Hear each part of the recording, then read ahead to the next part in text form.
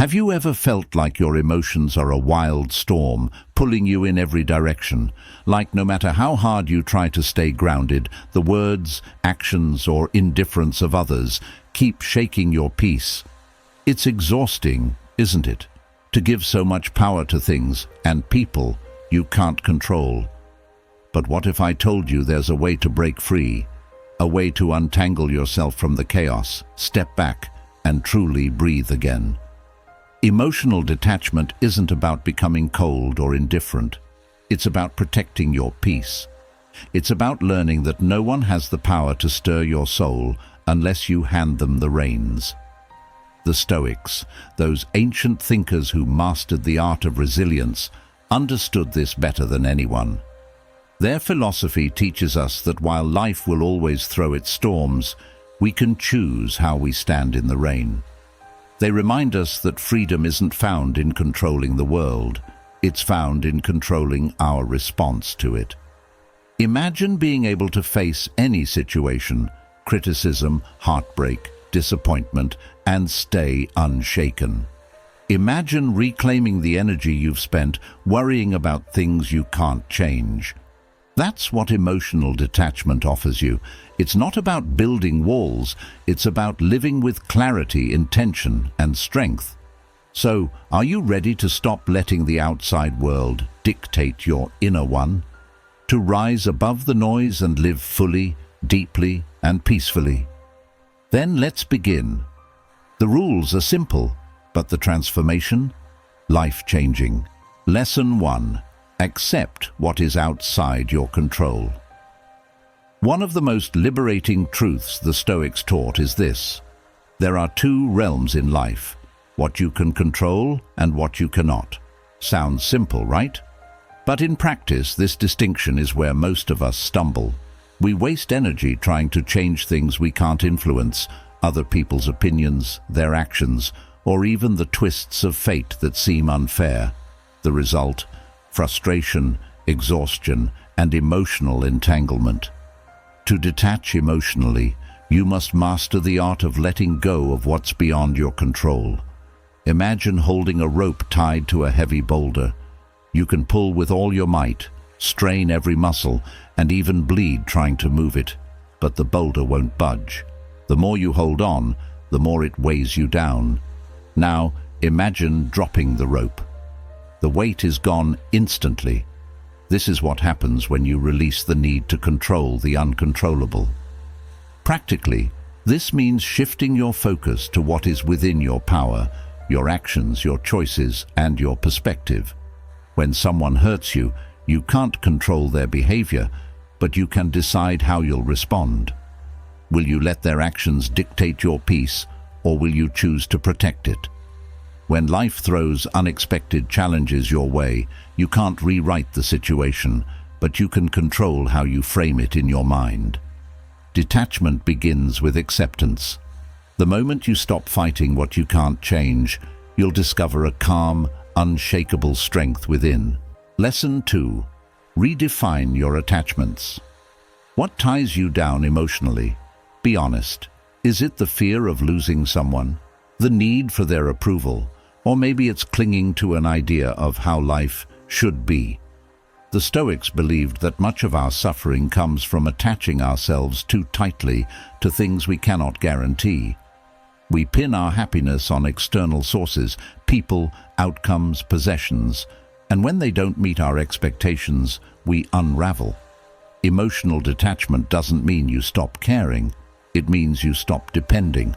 It's about shifting your focus from things outside your control to the one thing you own entirely, yourself. Think about it. How much of your emotional energy goes into trying to hold on to things that were never yours to control in the first place? Relationships, jobs, even reputations. These are influenced by forces you can't dictate. The Stoics teach us to love and appreciate things without needing to possess them. When you love someone, love them fully, but without the fear of losing them. When you pursue a goal, give it your all, but without being consumed by the outcome. It's not detachment from life, it's detachment from dependency. Start small. The next time you find yourself stressed or anxious, pause and ask, am I attached to an outcome I can't control? Then remind yourself, true freedom is in letting go. You'll find that when you release the need to grip so tightly, life feels lighter, and love, work, and joy flow more naturally. Lesson 3. Master your reactions. One of the most empowering lessons from the Stoics is this: while you cannot control what happens to you, you can always control how you react. It's easy to believe that emotions like anger, sadness, or frustration are automatic responses, things that happen to you.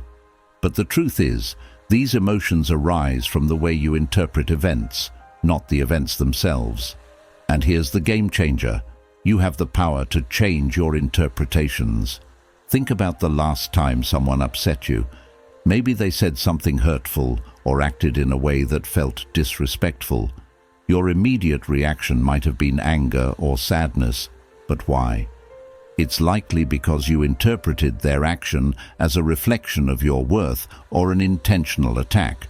But what if you paused and saw it differently? What if their behavior had more to do with their own struggles than with you?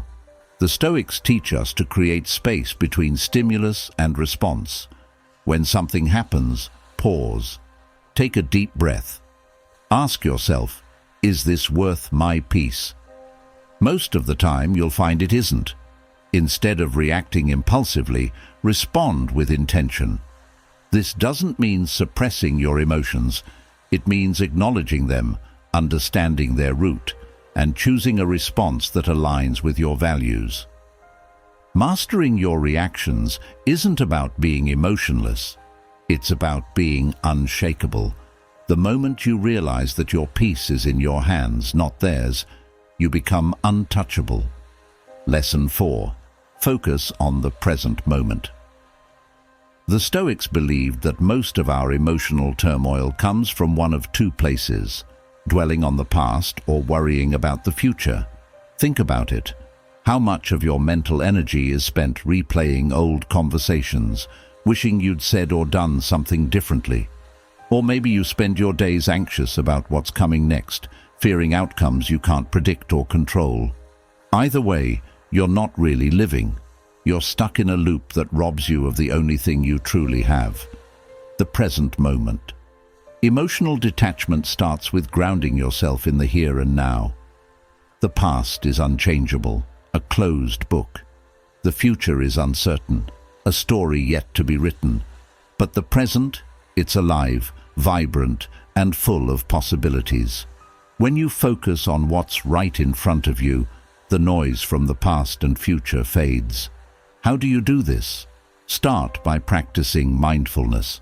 When your mind starts drifting to regrets or fears, gently bring it back to the present.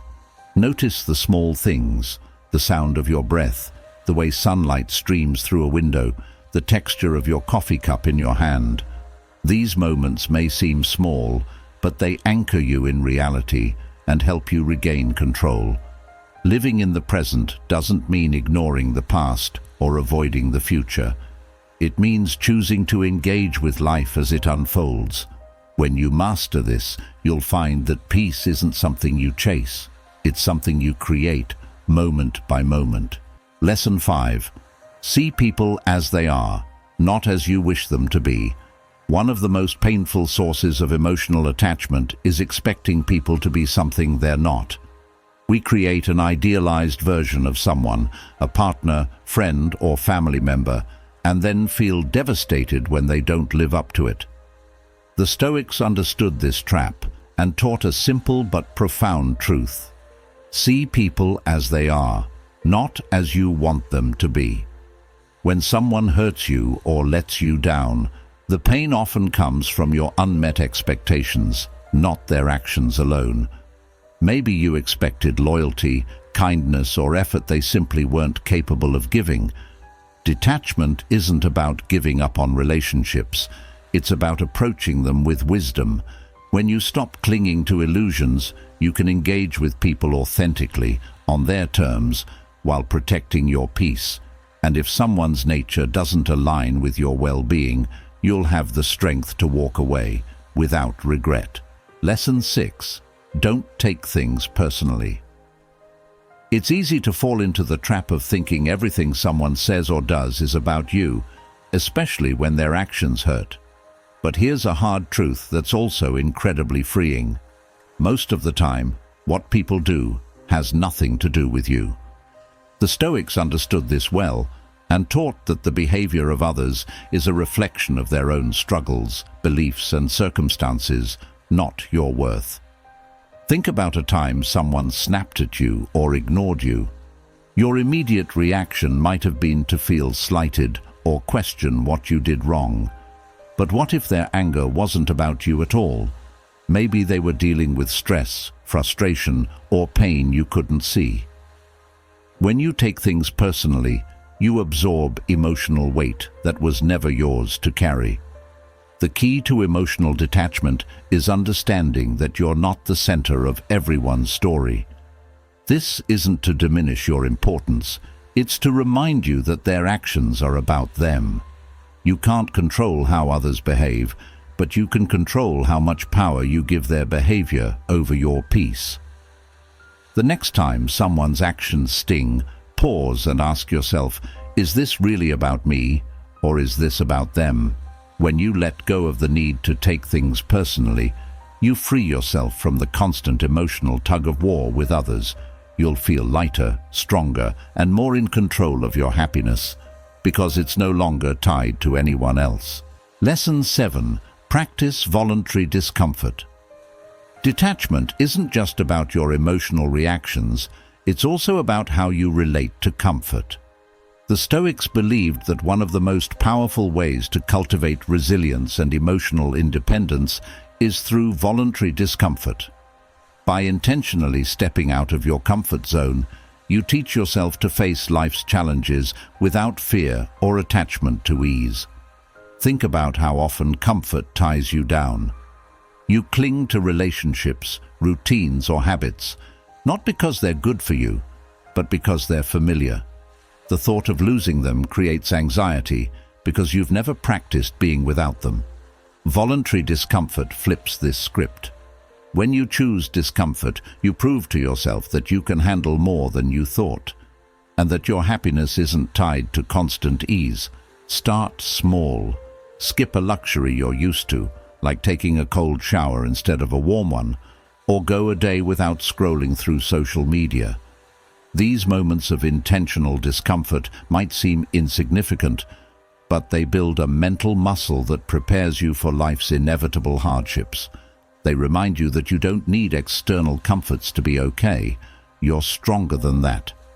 When you practice voluntary discomfort, you detach yourself from the fear of losing comfort. You learn to embrace challenges as opportunities for growth rather than threats to your peace. And in doing so, you'll find a deep, unshakable confidence that you can face whatever life throws your way, on your terms. Lesson 8. Limit the stories you tell yourself. Your mind is a storyteller, and sometimes it spins tales that fuel your emotional struggles. Something happens, a friend doesn't text back, a colleague gives you a strange look, and before you know it, your mind is creating elaborate scenarios. They're upset with me. I must have done something wrong. Maybe they don't like me anymore. The Stoics understood this all too well and warned against adding unnecessary weight to events with imagined narratives. The truth is, most situations are neutral until we assign them meaning. When you let your mind run wild with what-ifs, you're attaching yourself to stories that may not even be real. Emotional detachment begins when you step back and challenge the story. Ask yourself, what are the facts? What am I assuming? Most of the time, you'll find that the reality is far simpler than the story you've created. This doesn't mean suppressing your feelings or ignoring your instincts. It means recognizing when your thoughts are spiraling into fiction and grounding yourself in what you actually know. For instance, instead of assuming your friend is upset because they haven't responded, remind yourself that they could simply be busy. Practicing this takes effort, but over time, you'll notice a difference. You'll feel less emotionally tied to situations because you're not fueling them with unnecessary stories. And in that clarity, you'll find peace. Peace that comes from seeing life as it is, not as your mind imagines it to be. Lesson 9. Don't confuse detachment with indifference. One of the biggest misunderstandings about emotional detachment is thinking it means you stop caring. That's not detachment, that's indifference, and the two couldn't be more different. Detachment is about finding balance, caring deeply while protecting your inner peace. It's learning to give your best to people and situations without letting the outcome dictate your happiness. Imagine holding a glass of water. If you grip it too tightly, your hand starts to hurt. If you let it go entirely, the glass shatters. True detachment is the middle path. It's holding the glass firmly but gently, enough to protect it without hurting yourself in the process. Detachment allows you to love without possession, to give without expecting, and to engage without losing yourself. When a relationship ends, detachment lets you grieve without falling apart. When you fail at something, detachment helps you see it as a lesson, not a defining moment. It doesn't mean you don't feel, it means you don't let those feelings take over.